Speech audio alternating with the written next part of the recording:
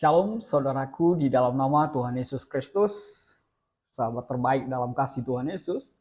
Bertemu lagi dengan saya Pendeta Novel Saragi. Firman Tuhan yang menyapa kita pada saat ini tertulis dalam Yesaya pasal yang ke-12, ayatnya yang pertama sampai ayatnya yang ke-6. Namun sebaiknya kita bersatu dulu di dalam doa. Kita berdoa. Bapa di dalam sorga, terima kasih Tuhan buat hari yang indah yang Kau beri bagi setiap kami. Terima kasih Tuhan buat sahabat terbaik yang Kau hadirkan dalam kehidupanku.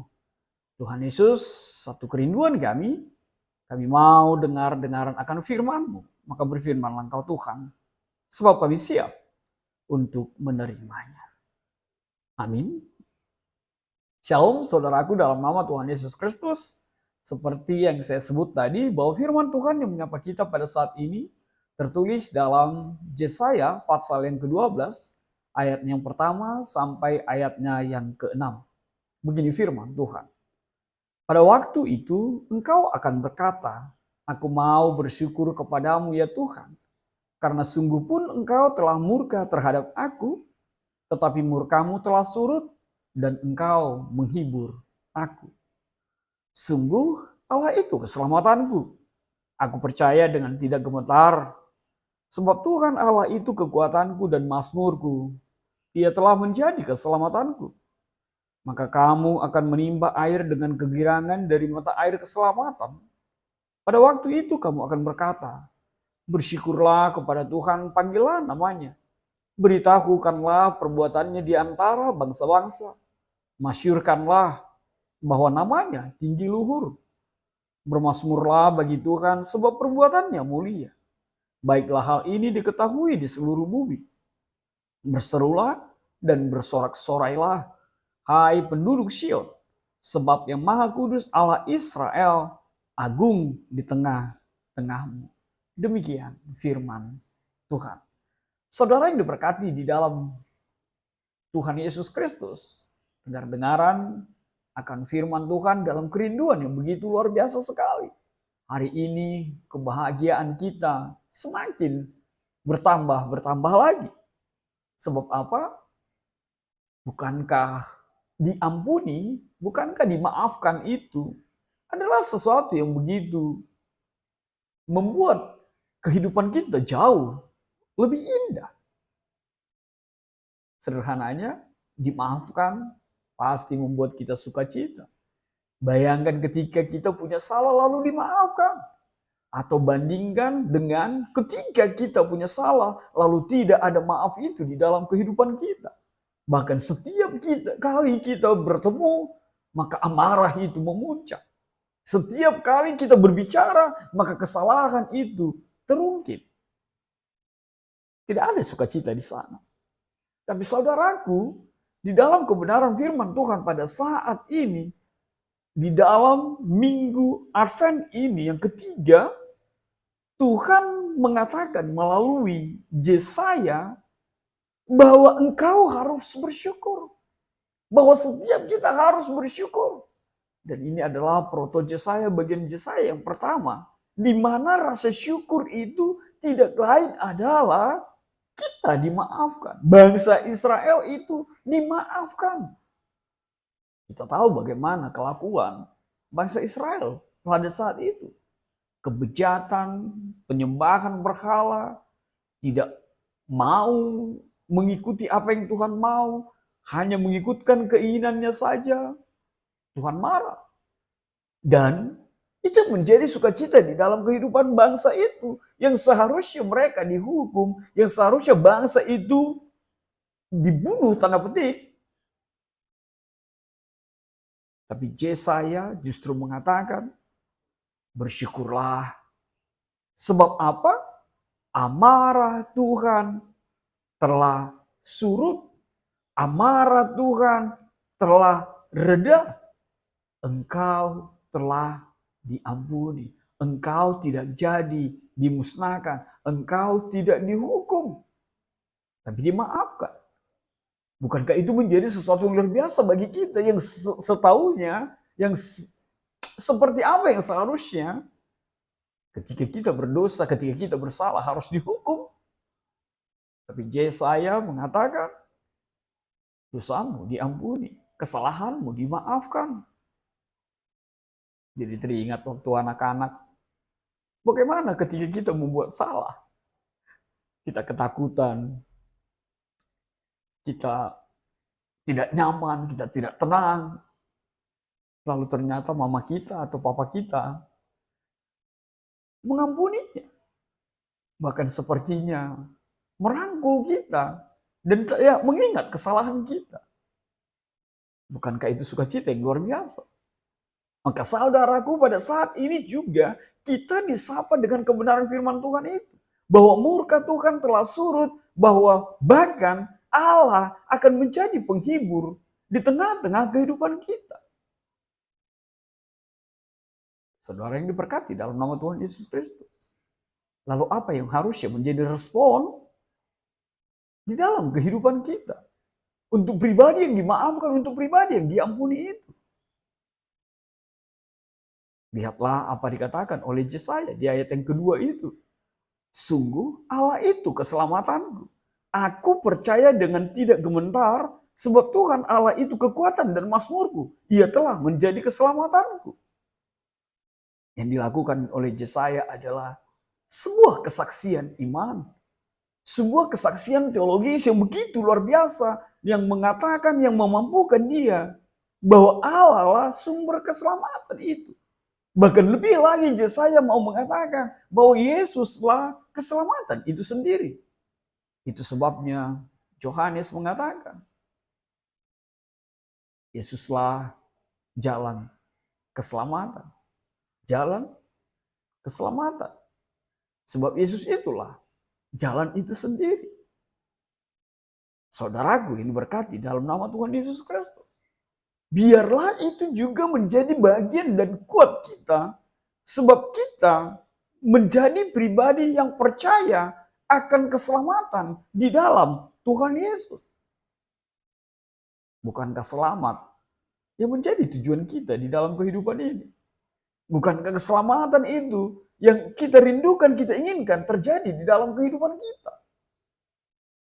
Dan saat ini dikatakan, sebuah kesaksian yang luar biasa sekali. Yesuslah, Allah itulah kuat dan mazmurmu. Maka saudaraku di dalam nama Tuhan Yesus Kristus, apa yang bisa kita rasakan? Apa yang bisa kita peroleh? Apa yang bisa menjadi ungkapan sukacita itu? Firman Tuhan mengatakan di ayat yang ketiga, maka kamu akan menimba air dengan kegirangan dari mata air keselamatan. Artinya, keselamatan itu telah nyata.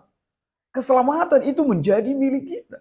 Keselamatan itu hadir dan nyata di dalam hari-hari kehidupan kita. Dan lihatlah apa yang dilakukan oleh orang-orang yang mengakui dan menerima Yesus menjadi juru selamatnya. Yang menerima Allah menjadi keselamatan di dalam kehidupannya.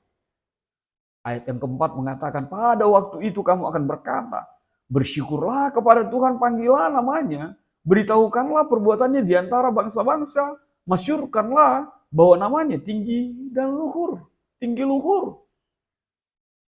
Bersyukurlah kepada Tuhan, panggilan namanya, beritahukan perbuatannya. Saudaraku, di dalam nama Tuhan Yesus Kristus, sahabat terbaik dalam kasih Tuhan Yesus. Kalau kita melihat ayat yang pertama sampai ayat yang ketiga, itu bicara tentang pribadi. Itu bicara tentang diri sendiri. Tapi lihatlah di ayat 4 ini. Bahkan lebih lagi. Apa itu? Ternyata keselamatan yang dimiliki setiap orang yang percaya dan menerima Yesus di dalam kehidupannya akan berperan aktif, akan menjadi pribadi yang aktif, bergerak di dalam setiap lini kehidupannya, di dalam setiap aspek kehidupannya. Agar apa? Agar semua orang, agar semua bangsa, agar semua pribadi di tengah-tengah kehidupan, di tengah-tengah dunia ini juga mampu untuk mengatakan bersyukurlah kepada Tuhan. Panggillah namanya, beritahukanlah perbuatannya. Artinya, orang yang telah diselamatkan, pribadi yang telah diselamatkan, harus terbeban untuk memasyurkan, untuk mempengaruhi tanda petik orang lain, kehidupan bangsa-bangsa di luar diri sendiri, untuk melihat keselamatan itu ada di dalam diri Yesus Kristus. Kita hadir menjadi pionir-pionir, kita hadir menjadi pribadi yang mempengaruhi. Mempengaruhi apa? Mempengaruhi orang lain, memiliki kekuatan, mempengaruhi orang lain, mengimani bahwa di dalam Tuhan Yesuslah keselamatan itu. Sebab dialah Yesus itu sendiri. Makanya kalau kita sekarang dihadirkan dengan video yang menghalalkan bom bunuh diri, yang justru untuk membunuh, mematikan orang lain, bahkan yang tidak berhubungan langsung dengan dirinya, bahkan bukan dalam suasana perang, dan itu sangat-sangat mempengaruhi orang lain yang tidak memiliki iman, yang memahami firman Tuhannya hanya sesederhana mungkin. Itu adalah sebuah pengaruh yang jahat. Itu adalah sebuah pengaruh yang terkutuk. Itu adalah sebuah pengaruh yang sangat-sangat dibenci Tuhan di dalam kehidupan kita. Ingat, tidak ada hakmu untuk membunuh manusia lain di dalam kehidupan. Bahkan untuk menghakimi saja pun, engkau tidak diberi hak. Maka kalau untuk mempengaruhi, pengaruhilah setiap orang untuk bersyukur dan memberitahukan perbuatan Tuhan, serta memasmurkan nama Yesusmu di tengah-tengah kehidupanmu. Dan ayat yang kelima mengatakan, bermasmurlah bagi Tuhan sebab perbuatannya mulia, dan baiklah ini diketahui oleh seluruh bumi. Hadirmu, dirimu adalah untuk bermasmur. Bermasmur itu bukan hanya bicara tentang berkata-kata, memuji, memuliakan Tuhan, menyanyikan kidung pujian. Tapi bermasmur yang dimaksud di sini juga adalah bagian dari tindakan nyata di dalam kehidupanmu. Menunjukkan bahwa bahwa kita adalah pribadi yang diselamatkan di dalam kehidupan kita. Pribadi yang menerima keselamatan itu dari Yesus di dalam kehidupan kita. Dan disinilah kita melihat hati seorang pemazmur itu. Hati pribadi yang diselamatkan itu. Bahwa dia akan bersyukur karena surutnya amarah Tuhan. Karena dia percaya dengan tidak gemetar. Dan ungkapan mulutnya akan mengatakan Allah keselamatan dan mazmur. Saudaraku di dalam nama Tuhan Yesus Kristus. Firman Tuhan di ayat 4 sampai ayat 6 ini mencatat begitu luar biasa kehidupan orang-orang yang bersyukur itu. Apa itu? Yang pertama, hidupnya akan selalu mengucap syukur dalam segala hal. Yang kedua, hidupnya akan selalu menyerukan nama Allah. Yang ketiga, dia akan menceritakan perbuatannya di antara bangsa-bangsa. Yang keempat, membuat setiap orang meninggikan nama Tuhan Yesus, dimuliakan dalam kehidupannya. Lalu yang kelima, dia akan hidup dengan kehidupan selalu memuji Tuhan dengan mazmurnya, dengan hidup pujiannya. Yang keenam, dengan hadirnya seluruh bumi melihat dan merasakan bagaimana karya keselamatan Tuhan itu dinyatakan. Yang ketujuh, pribadi menyenangkan Tuhan itu akan berteriak, bersorak-sorai. Seperti apa yang dikatakan di dalam Yesaya 54 ayat yang pertama itu. Saudaraku, di dalam nama Tuhan Yesus Kristus, itulah pribadi yang merasakan keselamatan itu. Itulah pribadi yang menyenangkan Tuhan di dalam kehidupan ini. Dan itu menjadi kehendaknya kuat kita menjalani kehidupan kita di dalam penantian. Sehingga apa yang dikatakan di ayat yang ke-6 tadi akan menjadi bagian sentral dalam hidup kita. Apa itu? Berserulah Dan bersorak-sorailah hai penduduk Sion, sebab yang Maha Kudus Allah Israel agung di tengah-tengahmu. Bukankah itu yang kita rindukan? Bukankah itu yang kita inginkan? Bukankah itu yang menjadi pengharapan dan doa kita? Hai penduduk Sion, sebab yang Maha Kudus Allah Israel agung di tengah-tengahmu.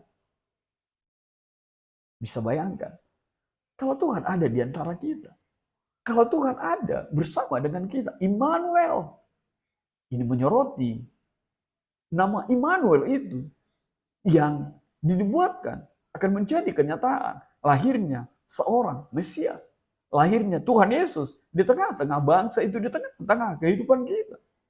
Maka berserulah, bersorak-sorailah, sebab Allahmu di tengah-tengahmu. Saudaraku, dalam nama Tuhan Yesus Kristus, lalu apa yang bisa kita petik menjadi refleksi buat kita pada saat ini? Yang pertama adalah seperti kata tema kita, tetaplah bersorak-sorai, tetaplah berseru. Tuhan datanglah, Tuhan nyatalah, hadir di tengah-tengah kehidupan kami. Seperti apa, sebagaimana Engkau lahir di tengah-tengah dunia ini. Dan biarlah hadirmu kembali menjadi kuat setiap kami. Bahwa Tuhan akan memberikan tempat yang terbaik di dalam kehidupan kami. Maka tetaplah bersorak-sorai. Maka tetaplah berseru di dalam nama Tuhan Yesus. Yang kedua, bermazmurlah bagi Tuhan. Sebab perbuatannya ajaib. Sebab perbuatannya begitu mulia. Bermazmurlah, bermazmurlah. Pujilah nama Tuhan di dalam setiap tingkah laku kehidupan kita. Lalu apa yang ketiga? Berseru-seru itu adalah kehidupan yang mempengaruhi oleh orang lain dalam kehidupan kita. Berseru-seru, bersorak-sorai adalah tanda kehidupan orang yang tidak bisa menahankan sukacita yang begitu luar biasa dan harus diungkapkan. Sehingga orang lain di sekitar kehidupanmu akan juga merasakan sorak-sorai itu.